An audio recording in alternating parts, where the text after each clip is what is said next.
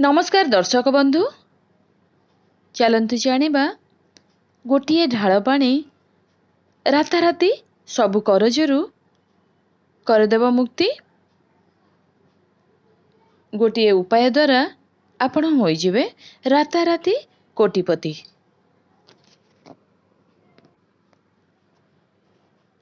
मनीष जीवन रे जदि सबुठारु बड़ शत्रु किंवा सबुठारु बड़ मानसिक चिंता किछि थाए तेबे ताहा हेउछि करज।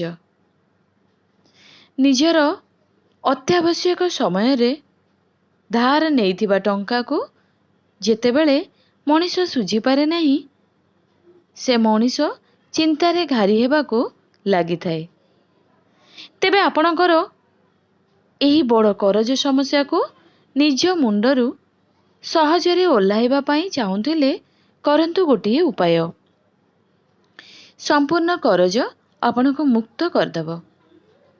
आपनको एही उपाय करिबा निमंते एक तंबा पात्र रे जल निहाती आवश्यक।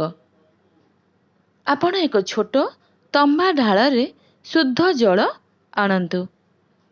एहा सहित किछि गंगा जल मिसांतु। एहा परे आपण सेथिरे अल्प लाल सिंदूर पकांतु। आपण सोइबा समय रे सेही जलपूर्ण ढाल को निज मुंड उपरे रखी सोई पड़ंतु। एहा करिवार परदिन सकाळु उठी स्नान करंतु एवं राति मुंड पाखरे रखी सोईथिबा जलपूर्ण ढाल पानी को निज घरर तुलसी चौरा मूल रे ढाली दियंतु। जदि आपणको घरे तुलसी चौरा नाही तेबे आपण कोनोसी बरगछ किंबा ओस्त गछ मूलरे एही जल को ढाली परिबे। आपण एही उपाय करिबा फଳରେ आपणकर मुंडरू करज भार कमिबा को लागि थाए।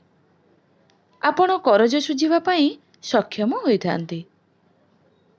आपणको घरे टंकार अभाव आउ केबे भी देखा देव नहीं। आपण एही उपायटी को गुरुवार दिन ही आरंभ करिबा आवश्यक। आपणको एही कथार ध्यान विशेष भावरे रखिबा को पड़िबो। आपण गुरुवार ठारू आरंभ करथिबा एही उपायटी को आगामी गुरुवार पर्यंत प्रत्येक दिन करिबा आवश्यक। आपण जदि एही उपाय को सठिक भावरे आस्थार सह पूरण करंती तेबे करज आपणकर पिछा छाड़ीदेव। जीवन रे धन रोजगार करी सक्षम हेबे जहा द्वारा आपण निजर करज सुझी परिबे। आपणको आउ कहा आगरे निजर मुंड नुआइबा को पड़िबो नाही। एहा फଳରେ आपण निज जीवन रे सुख शांति रे रहिबे। टंका फेराई नथिबा जोगु कहार कटु कथा आउ आपणको सुनिबा को पड़िबो नाही। आपण एही उपाय को करिबा फଳରେ जीवन रे परिवर्तन आसीबा।